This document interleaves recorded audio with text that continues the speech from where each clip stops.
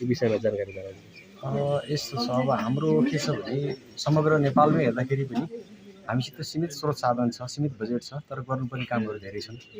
त्यस्तै गरेर हाम्रो यो चाहिँ प्रदेशको कुरा गर्दाखेरि पनि सुदूरपश्चिम प्रदेशमा भएका कार्यालयहरूको संरचनाहरू लगायतका चाहिँ जुन अति आवश्यक पर्ने बेसिक कुराहरू छन् कार्यालयको लागि, ती पनि हामीले कतिपय चाहिँ घरहरू भाडामा बसेर काम चलाइरहेका छौँ भने कतिपय अवस्थामा पुराना घरहरू जीर्ण अवस्थामा छन् भने कतिपयमा सानो घरमा पनि हामीले चाहिँ काम सञ्चालन गर्नुपर्ने अवस्था छ। त्यसै गरी अब हाम्रो यो घरेलु तथा साना उद्योग कार्यालय कञ्चनपुरको सन्दर्भमा कुरा गर्दाखेरि यो कार्यालय चाहिँ हाम्रो पुरानो कार्यालय भवन छ र त्यो पनि कस्तो भने वर्षेनी बर्खा आउँदाखेरि चाहिँ डुबान परिरहने समस्या चाहिँ देखिँदै आएको र यस गएको चाहिँ हाम्रो साउन भदौमा पनि यो कार्यालय डुबानमा परेर कार्यालय सञ्चालनमा धेरै समस्या पर्यो।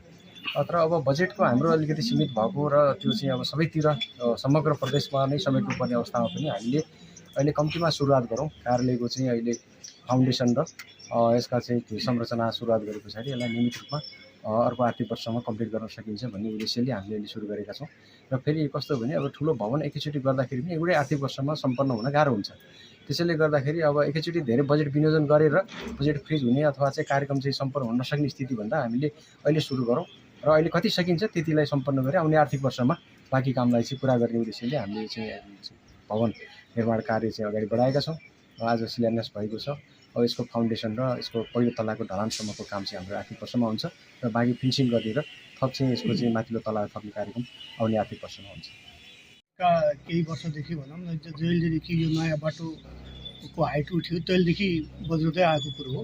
हामीले समय समयमा मन्त्रालय लगायत विभिन्न निकायहरूमा यो समस्या अवगत गराइराखेको र अब यसमा पहल नभइरहेको अवस्थामा अब अहिलेको वर्तमान सचिवज्यूबाट विशेष पहल भई हाम्रो यो आर्थिक वर्षमा बजेट विनियोजन भएको छ र यो बजेट अनुसारले हामीले ठेक्का प्रक्रियामा गई निर्माण सुरुवात भइराखेको छ।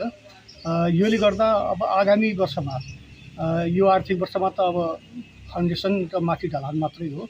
आगामी आर्थिक वर्षमा यो भवन बन्यो भने यसले डुबानबाट हामीलाई उकास्नेछ र अबको दिनमा चाहिँ हामीले बर्खामा चाहिँ ढुक्कसार बस्नुपर्नेछ। नत्र हामीले प्रत्येक बर्खा असाढ सुरुवात भएपछि फाइलहरू पोकाहरू माथि बोक्ने अनि यो कार्पेटहरू उकाएर राख्ने यस्तो यस्तो समस्या भइराख्नु परेको थियो।